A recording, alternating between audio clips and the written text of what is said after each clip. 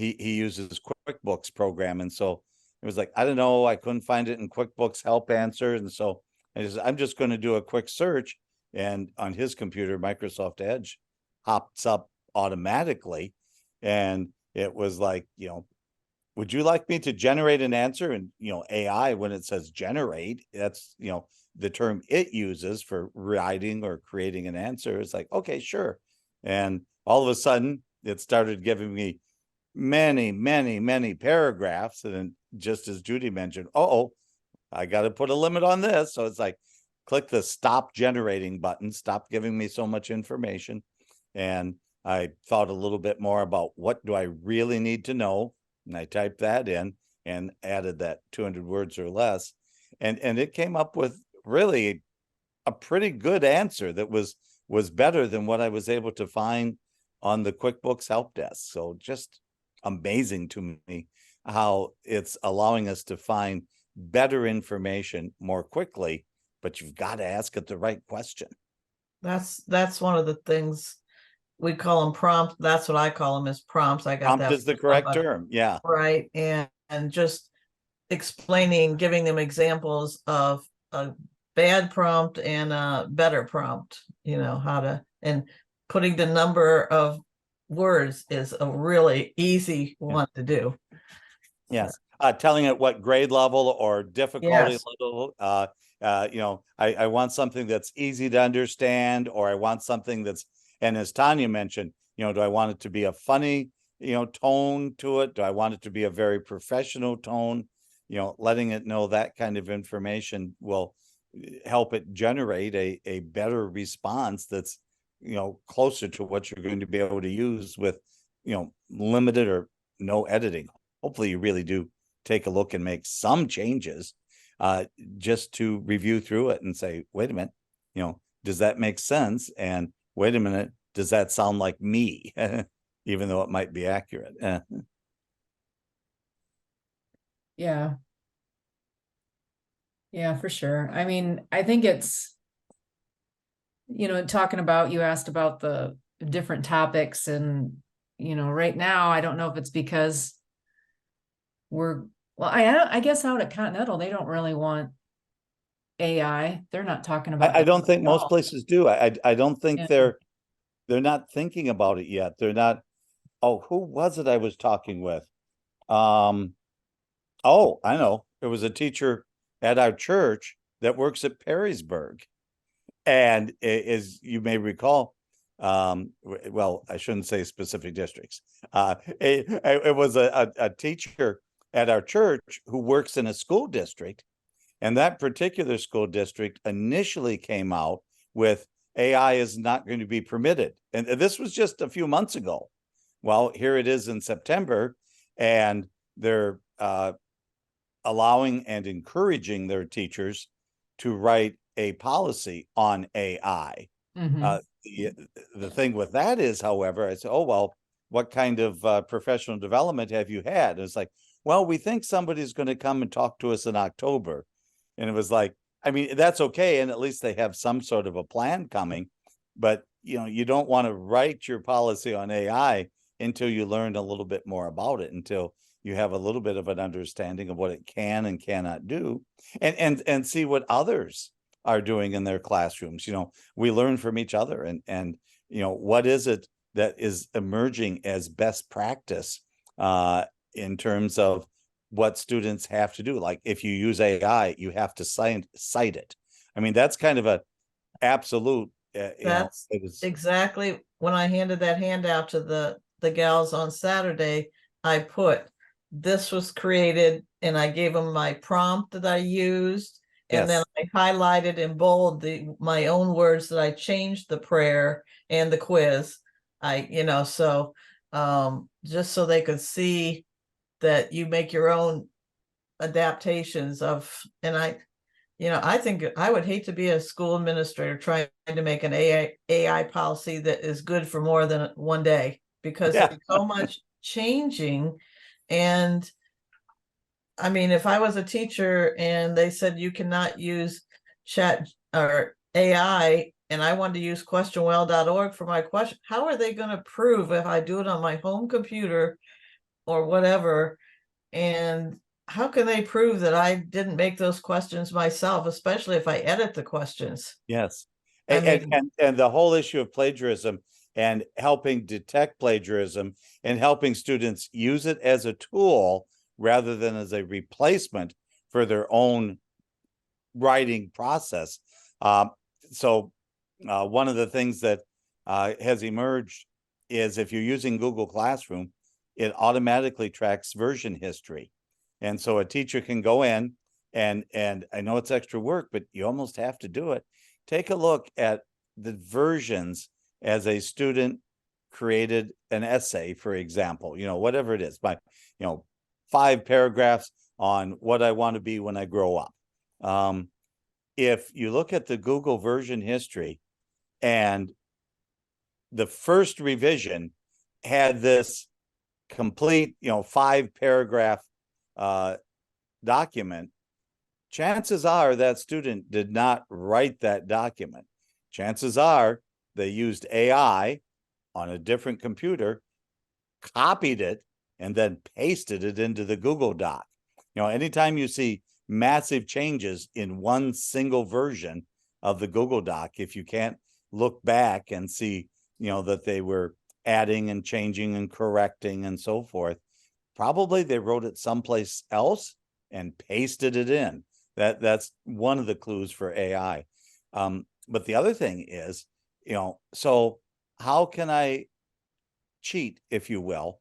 How can I take AI and make it look like I wrote it myself? And Judy, you just gave some examples of that, but here's one of the tips in terms of, what students can do. And I teach students this. I would encourage teachers to teach students this, so that everybody's on a level playing field. But so go through, read what the AI wrote. If there's a word in there that you don't personally use, if there's a word in there that you don't understand, change that word to something that you do use, something that you do understand.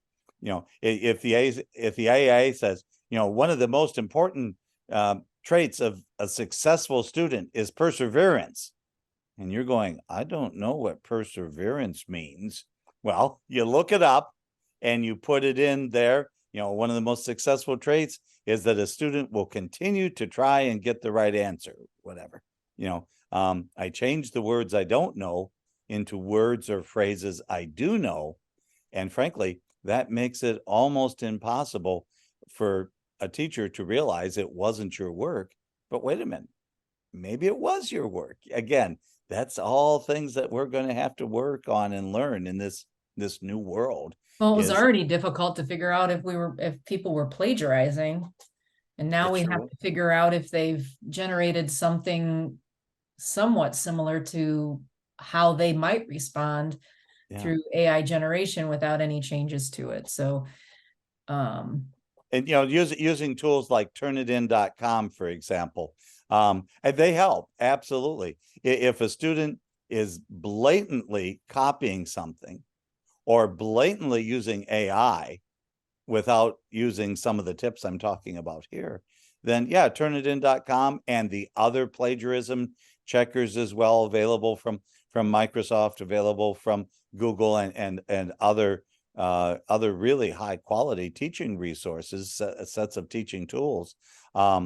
If the student goes in and makes these changes, even the plagiarism checkers are going to have a really difficult time picking up on it. And I was talking with some national level people at Turnitin.com, for example, and they were going through and explaining to me some of the steps and some of the strategies they're using to try and make their software more responsive to AI generated, some of the tricks that they are discovering that AI uses that can help you flag it as being AI generated. But at the same time that Turnitin.com is doing this, the AI people are also looking at and saying, oh, what can we do to avoid charges of plagiarism?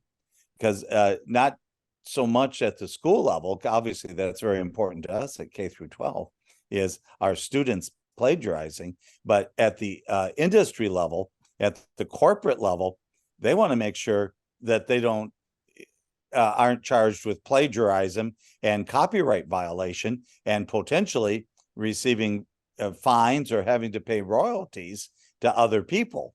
So they have a very strong, the companies that are selling AI subscriptions, whether it's ChatGPT or Grammarly or any of the 100 others companies that are out there, you know, that sell subscriptions for AI-based tools, Photomath, etc. They have a strong financial incentive to avoid plagiarism detection. So it's kind of a race between the two. And bottom line is, you just got to make sure that your students are using the tools available in ways that help them learn. And the biggest thing is you have to be knowledgeable as an instructor, as an educator of those tools, to be able to figure out how to utilize them. You know, the whole knowledge is power thing. You need to know, because the students probably already know. I mean, I love hearing from teachers, you know, one of my students taught me how to do that, and one of the students taught me how to do that. Well, if they're doing something that, you know, you already don't know, that's a basic thing in your class, just imagine the things that they're utilizing with AI and possibly not telling you. So students already are at an advantage of knowing technology more than some educators, not all educators. But we need to be ahead of that. And the way to be ahead of it is not to shut it down, because just the other day, and this has nothing to do, well, it kind of has something to do with AI. The kid got blocked through the one that's through the A site, like a Go Guardian thing. The kid got locked out. The teacher locked him out, and then the kid got through it. Well, you know, the kids figure out how to get through things if they really want to get through things. So if it's AI and they're going to figure out how to get that math problem done without you knowing that they had that math problem, you know, generated through AI or that. Yeah, well, one of the advantages that students have over teachers is students in general have lots of time available. I know sometimes if you're an athlete or cheerleader, whatever, there's some very, very busy times of the year, but in total, kids have a lot of time on their hands, and they can use that time to explore these tools. And you know what? Kids are pretty darn good at communicating with each other. They're much better about communicating with each other than most teachers are.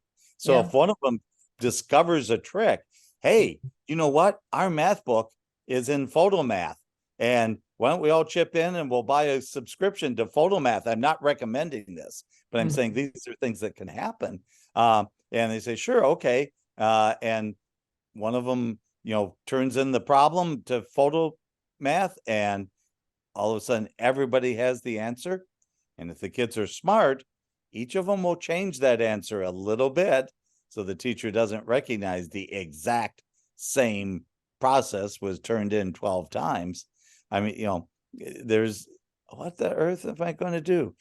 You have to do some of the work in the classroom, completely supervised, to make sure kids know what they're doing. And you need to teach them how to use these tools, because the reality is they are going to have these tools when they leave our classroom.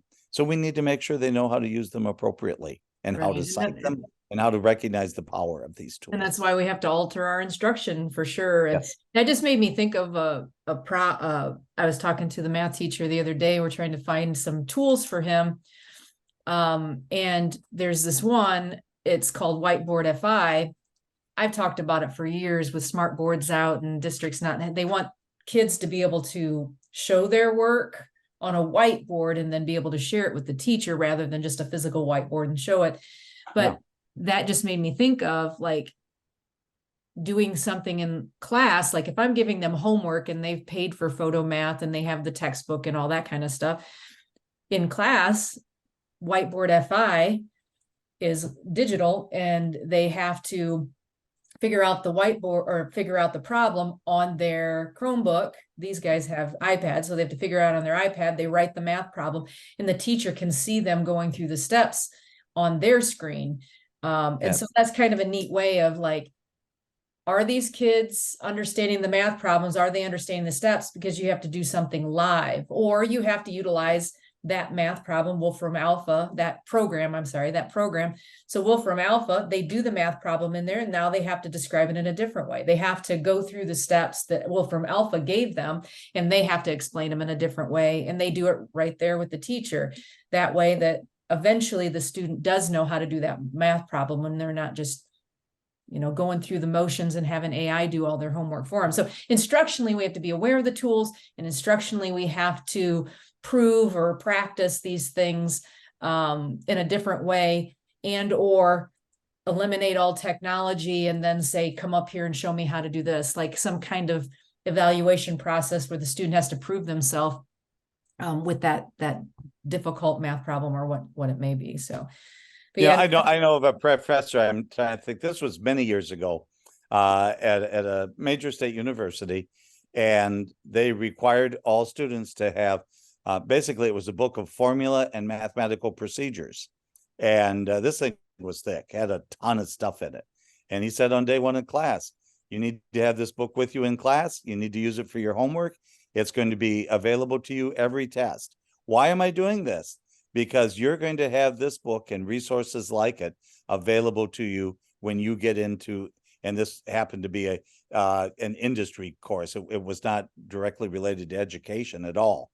And he's saying, you're going to have these tools available to you when you get out in the workplace. When you are working at a factory, you're going to have these tools. And I want to make sure you know how to use them. And this was over 40 years ago that this professor was teaching classes. So I think thinking about, the exact